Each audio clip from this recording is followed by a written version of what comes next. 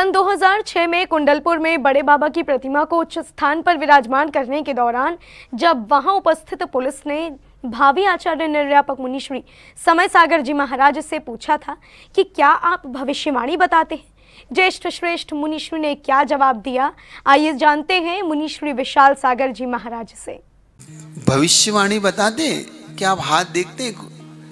क्या आप हमारा फीचर बताएंगे? तो पहले तो सबको लगा कि नहीं, महाराज जी मना कर देंगे कि अपन तो कोई भविष्यवाणी बताने का तो यहाँ कोई काम है नहीं। लेकिन महाराज जी ने धीरे से कह दिया हाँ बताते हैं। तो सबको लगा कि महाराज जी ऐसा क्यों कह रहे, और कभी तो बताया ही नहीं। संत शिरोमणि समाधिस्थ आचार्य श्री विद्यासागर जी महाराज के ज्येष्ठ श्रेष्ठ शिष्य निर्यापक मुनिश्री समय सागर जी महाराज से जुड़ा लगभग 18 साल पुराना किस्सा जब मुनिश्री विशाल सागर जी महाराज ने अपनी धर्म सभा में सुनाया तो भक्त भावी आचार्य को नमन करने से खुद को नहीं रोक पाए। मुनिवर ने बताया कि कैसे बड़े बाबा की प्रतिमा की स्थापना के दौरान पुलिस वाले आए और मुनिवर से भविष्यवाणी बताने के लिए प्रश्न करने लगे। बड़े बाबा की शिफ्टिंग हुई, बड़े बाबा को शासन दिया गया, नए मंदिर में पहुंचे बड़े बाबा। तो वहां पे जब पुलिस वालों का मिलिट्री का लगना हुआ तो मिलिट्री के दौरान जब बड़े बाबा शिफ्टिंग हो गई तो कुछ मिलिट्री के लोग संघ के दर्शन करने साधुओं के वहां पर आते थे।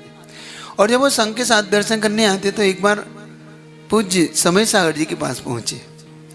किसी ने परिचय दिया, महाराज जी ये लोग मिलिट्री के लोग हैं और आपके दर्शन करने आए। तो उन्होंने दर्शन किए, उनको दर्शन करके अच्छा लगा तो महाराज से पूछने लगे कि महाराज जी हम आपसे कुछ पूछ सकते हैं? महाराज ने धीरे से गर्दन ऐसे मुस्कुरा के, बिल्कुल धीरे से मुस्कुरा के कहा हाँ। तो उन्होंने कहा कि क्या आप भविष्यवाणी बताते हैं? क्या आप हाथ देखते हैं? क्या आप हमारा फीचर बताएंगे? पुलिस वाले द्वारा पूछे गए प्रश्न पर भावी आचार्य की प्रतिक्रिया को जब अन्य मुनि संघ ने सुना तो सब हैरान रह गए। तो पहले तो सबको लगा कि नहीं, महाराज जी मना कर देंगे कि अपन तो कोई भविष्यवाणी बताने का तो यहाँ कोई काम है नहीं। लेकिन महाराज जी ने धीरे से कह दिया हाँ बताते हैं। तो सबको लगा कि महाराज जी ऐसा क्यों कह रहे, और कभी तो बताया ही नहीं, तो आज क्या बताएंगे? तो फिर उन्होंने एक पुलिस वाला जो मिलिट्री वाले थे वो कहने लगा महाराज जी हमारे बारे में बता दो, हमारा फीचर क्या है। देखना उन्होंने अपनी बात को आगम से और प्रसंगों को किस प्रकार से प्रस्तुत किया कि जिससे कि सामने वाले को भी लगे और ये भी लगे कि फीचर को बनाने के लिए क्या करना है, और ये भी भ्रम दूर हो जाए कि कहीं ये जैन साधु इस तरीके के कार्य भी करते, ये भ्रम भी दूर कर दिया। निर्यापक मुनिश्री ने पुलिस वाले की जिज्ञासा शांत करने के लिए उल्टा उनसे ही प्रश्न कर दिया और प्रश्न से ही समझाया कि अगर हम अपना अच्छा भविष्य चाहते हैं तो हमें वर्तमान में अच्छे कार्य करने हैं। उन्होंने उस मिलिट्री वाले से पूछा कि एक बताओ, अगर कोई किसी की हिंसा कर देता है, कोई किसी के यहाँ चोरी करता है, तो आप लोग क्या करते हैं उसका? तो मिलिट्री वाला पहले समझ नहीं पाया, फिर भी उसने कहा नहीं, अगर कोई हिंसा करता है, चोरी करता है तो महाराज जी हम उसे जेल में डाल देते हैं, जज के पास ले जाते हैं, जज उसे सजा देता है और सजा देने के बाद हम उसे जेल में डाल देते हैं। उस फीचर को तो तुम भी बता रहे हो, क्योंकि तुमने ये बताया कि जो व्यक्ति चोरी करता है, जो व्यक्ति हिंसा करता है, उस व्यक्ति को आप जेल में डाल देते हैं। इसका मतलब सीधा सीधा ये है कि जो पाप करता है उस व्यक्ति को उस पाप की सजा देने के लिए इस प्रकार से फल भोगना पड़ता है। तो जो अच्छा कार्य करता है इसका मतलब उसका सम्मान भी होता है। तो इसका मतलब ये है कि अगर हम अपना फीचर चाहते हैं अच्छा, तो हमें अच्छे कार्य करना है। साथ ही मुनिवर ने उन पुलिस वालों को सलाह दी कि किसी को हाथ दिखाने की जरूरत नहीं पड़ेगी अगर आप वर्तमान में अपने कर्म सुधार लेंगे। तो सीधा सीधा उन्होंने कहा कुछ मत करना है आप लोगों को, किसी को हाथ दिखाने की जरूरत नहीं, आप लोग अच्छे कार्य करो तो अपने आप आपका फीचर अच्छा हो जाएगा, और जो बुरे भाव है उनका आप त्याग कर दो तो अपने आप ही आपका कभी बुरा नहीं होगा।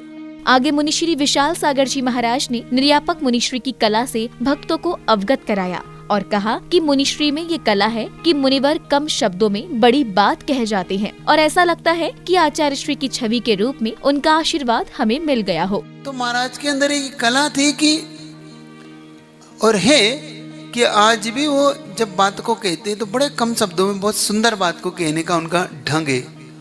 उनकी साधना, उनकी चर्या आप जब भी मिलाओगे तो लगेगा कि पूज्य गुरुदेव की भांति ही हमको वो चर्या आज भी देखने को मिलती है उनके अंदर। आज भी लगता है कि गुरुदेव ने वही प्रतिरूप अपना बना के हमें दिया है।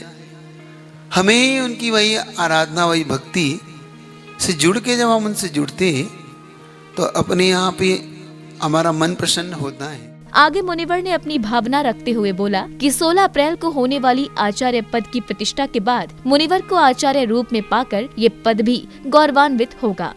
जब हम सब 16 अप्रैल जब आएगी तो वह दिन अपने आप में एक अद्भुत दिन लेके आएगा। वह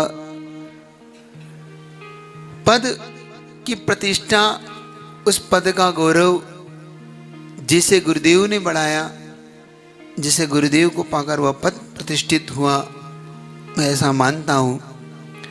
ऐसा ही ये 16 अप्रैल को जब एक नया सूर्य हमें मिलेगा, एक सूर्य मिलेगा, तो हम खुद देखेंगे कि वही छवि, वही पूज्य गुरुदेव का वह रूप हमें उस दिन देखने को मिलेगा। और उसी पद की प्रतिष्ठा जैसे गुरुदेव ने को पाकर पद प्रतिष्ठित हुआ, ऐसा मानता हूँ, ऐसे ही प्रथम निर्यापक श्रवण को पाकर पद प्रतिष्ठित होगा और वह भी गौरवान्वित होगा, हमें देखने को वह दिन मिलेगा। 16 अप्रैल को भक्तों को क्या करना है, इसके लिए मुनिवर ने भक्तों को निर्देशित किया। सुने इस आचार्य पद प्रतिष्ठा के दिन पर हम सबको क्या करना है। तो पुरुषार्थ करो, भावना भाव कि वह 16 अप्रैल का दिन 2024 हम सब के लिए विशेष आने वाला है।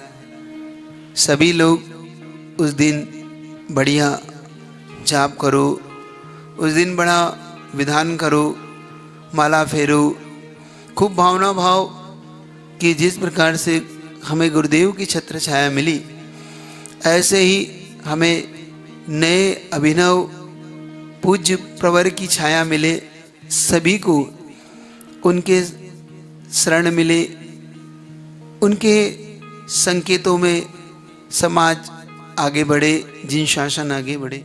गौरतलब है कि 16 अप्रैल को निर्यापक मुनिश्री समय सागर जी महाराज की आचार्य पद प्रतिष्ठा सिद्ध क्षेत्र कुंडलपुर में होगी। गुरु भक्तों में इस महा आयोजन को लेकर विशेष उत्साह है। संभावना है कि लगभग 450 पिछियां और लाखों गुरु भक्त इस आचार्य पद प्रतिष्ठा के साक्षात दर्शन करेंगे और इस दिन के बाद ही आचार्य श्री विद्यासागर जी महाराज के रिक्त स्थान की पूर्ति होगी। जनफोकस के लिए पुणे, महाराष्ट्र से ब्यूरो रिपोर्ट।